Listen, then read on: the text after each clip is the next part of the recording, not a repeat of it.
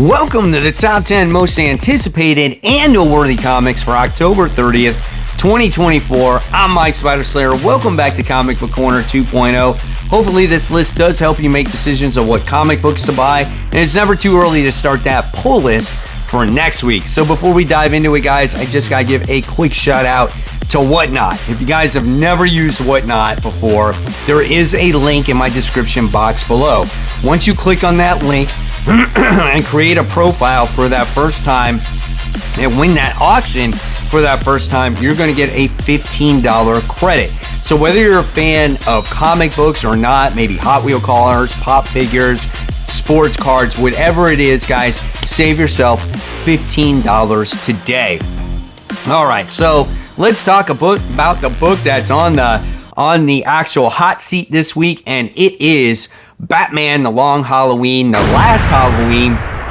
This one is issue 2. So I loved issue 1. I thought it was really great, and this could be one of those series that starts off hot and then it kind of, goes on for like 6 or 7 issues and you get bored of it and it drags out and then you wind up losing interest and then you drop it.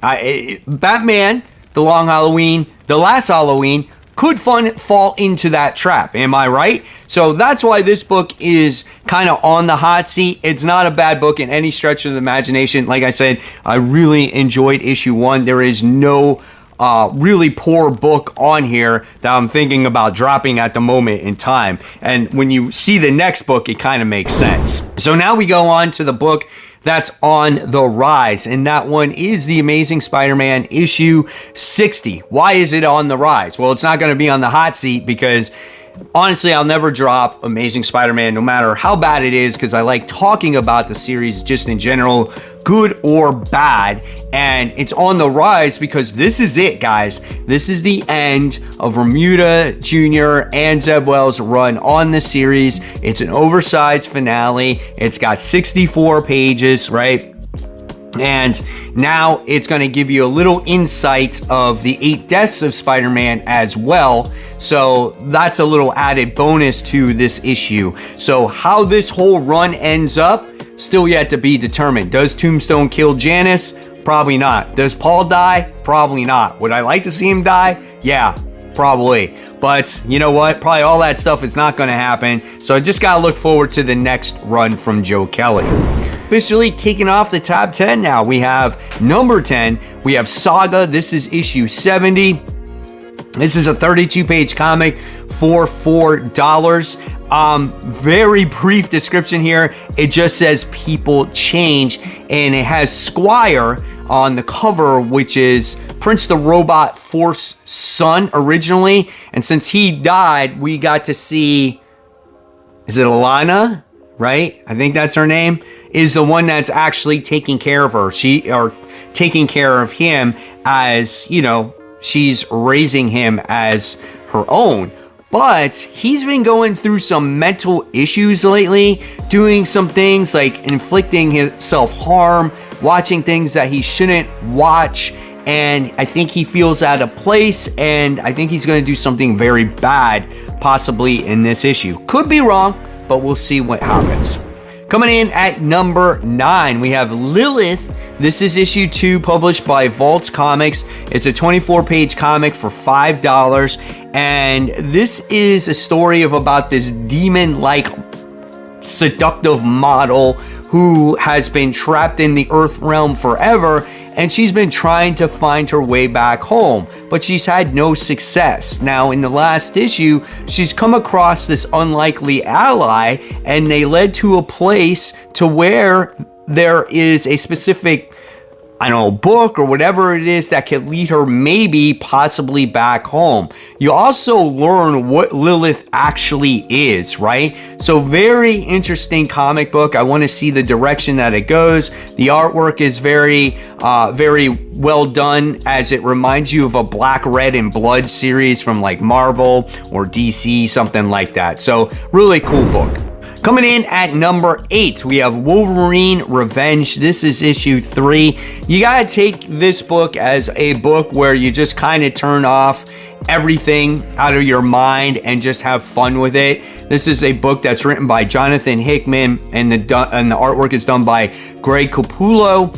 And here we get to see, you know, on the cover, Colossus crushing Wolverine. And the title of this comic book just says it all. We read the first issue of it, right? We wind up getting to see all the people that are against Wolverine, and now Wolverine is getting revenge on them. And the first person that he did a fight against was Sabretooth, right? So now it looks like he's going to be going against Colossus in this one, and then he's going to be taking out each individual bad guy until probably they're all dead, right? So great stuff. If you love artwork, you like fighting, action, stuff like that, this is going to be the book for you. The one I'm advertising here is the polybagged version, because if you want a little bit extra more content, a little bit more graphic stuff, then you're going to pay $6 for this comic. Coming in at number 7, we have Venom War Zombie Oats. This is issue 3. This has been really the one fun series I've enjoyed when it comes to the Venom War, because it's tied to the event, but it's like loosely, right? We got Meredith, who is a future Eddie Brock villain. He has all his zombie-like creatures that have come to Earth, and they've taken human hosts, and they're all zombie-like. And then obviously when they bite you or scratch you or whatever the case may be, they infect a human. And we wind up getting to see our different heroes in this book interact with those creatures, and they're trying to keep themselves safe from these creatures. And some of the characters in here are from Superior Foe Spider-Man, from when Nick Spencer did that run, and then we got like She-Hulk and Patsy Walker. So it is at the same time a little bit comical too. I definitely recommend this one. This is a cool read with some great artwork. 32 pages, and this one is $4. Coming in at number 6, we have Spawn. This is issue 358. Spawn has been a pretty fun series, as he's been teaming up with a new character by the name of Lara, who has her powers, where all the other Spawn creatures don't. Now, the reason why she has her powers is because she is a heaven and hell type of creature. So the Dead Zone's expansion don't affect her at all. A couple issues ago, we got introduced to like her origin story, which was really cool, and why she is the character that she is. And she's teaming up with Spawn to try to take on Blood, who is a vampire. Cool book, definitely recommend it. 24 pages, $3, and great Brett Booth artwork in this. All right, so here we go, top 5. And you gotta recognize this week, there are a lot of indie books, guys. The indie stories have just been where it's at lately. They've been just top tier for me. And this number 5 book is Uncanny Valley issue 6. Phenomenal story about this boy who found out that he's like part human, part cartoon character, and these cartoon character villains want him. And at the end of the last issue, he kind of escaped, and you don't know where he went to. And now this is the conclusion to that series. Definitely an original and different series. I can't wait to see where this story goes. I wasn't informed if there was going to be a second volume to this or not, so if you guys heard anything about that, let me know in the comments below. But a really fun series, and if you guys never checked it out yet, when it comes out in trade, I definitely recommend it. Coming in at number 4, we have Feral. This is issue 7. So Feral is very much Walking Dead with like cats involved, right?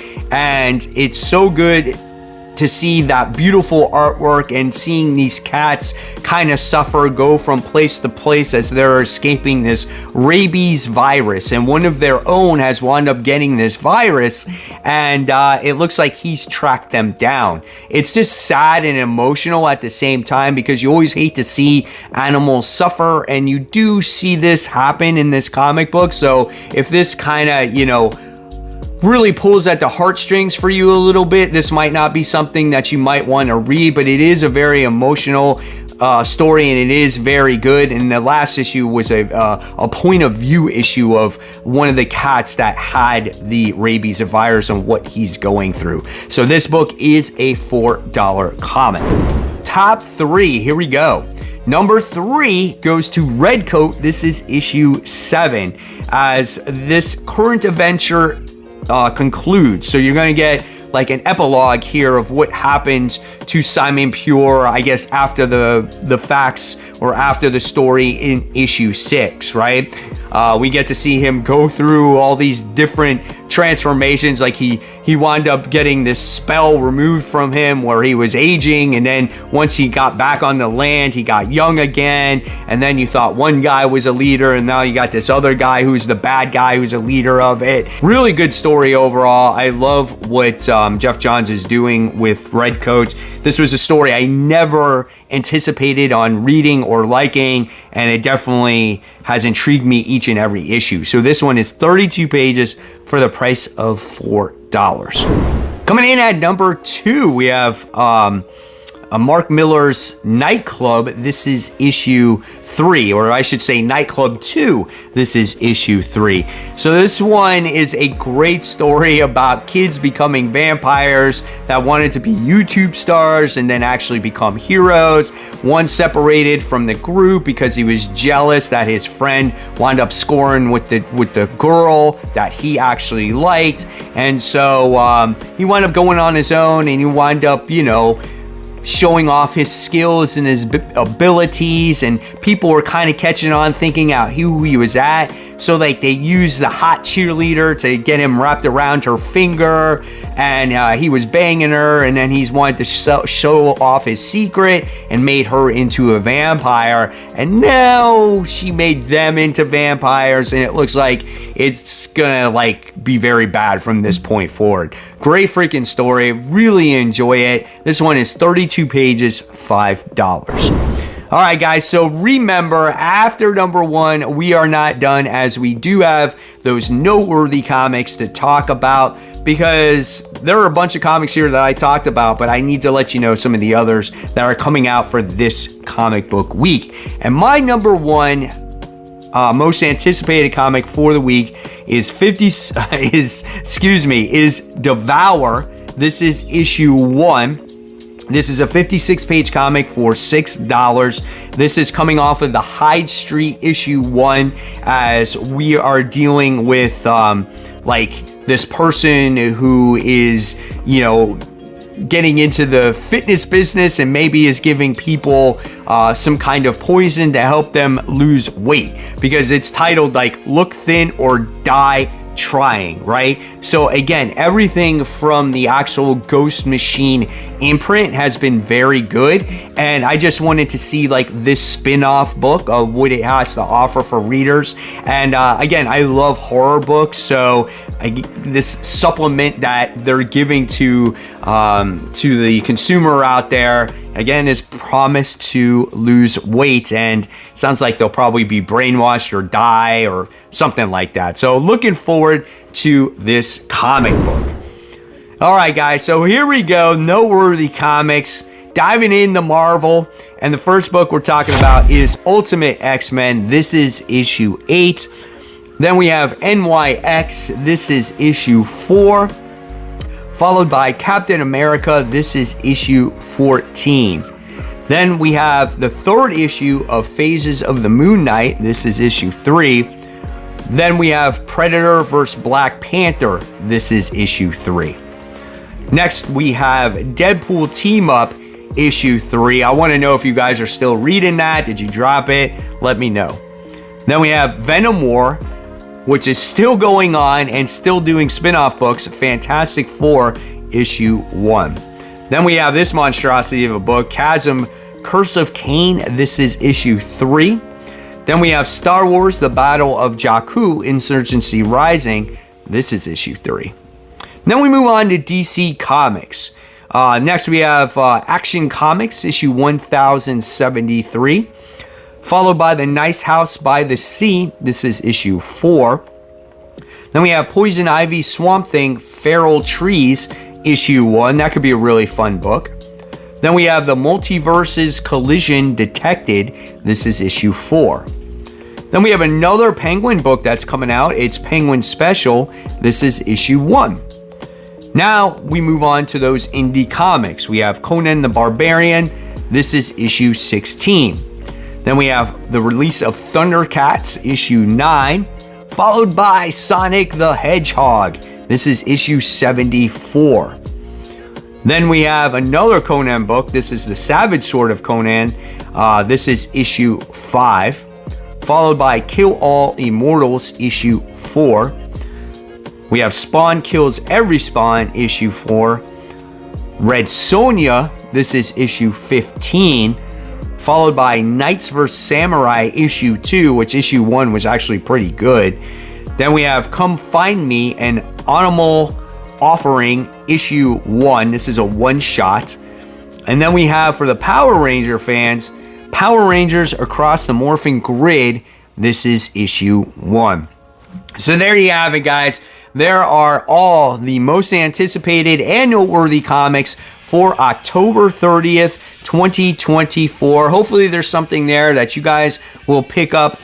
And if there is, let me know in the comments below. And as always, guys, if you love the content, I'll leave you more content right here for you to click on. And remember, support the local comic shops. Keep buying, keep collecting, but always read those comics so we can have great comic conversation. Guys, thank you so much. I'll see you real soon. Bye.